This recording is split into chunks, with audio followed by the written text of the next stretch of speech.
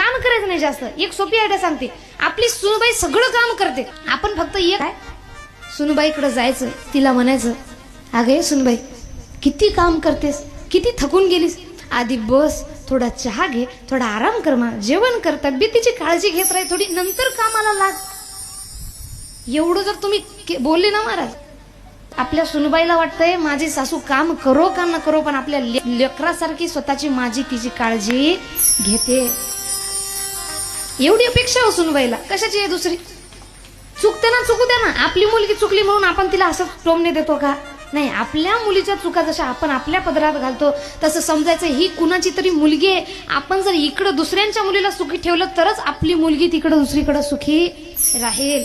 आणि जेवढ्या काही सुना इथे आहेत, आपल्याला जर वाटत असेल की आपल्या आई वडिलांना आपल्या वहिनी साहेबांनी सुखी ठेवावं, तर आपण सुद्धा आपल्या सासांना सुखी ठेवा. म्हणजे आपण लोकांच्या आई वडिलांना त्रास देतो, आपल्याला वाटते माझ्या वहिनीनं माझ्या सासू माझ्या आईचं सगळं केलं पाहिजे, आणि आपण करायला माघार घेतो, हे चुकीचं गोष्ट आहे.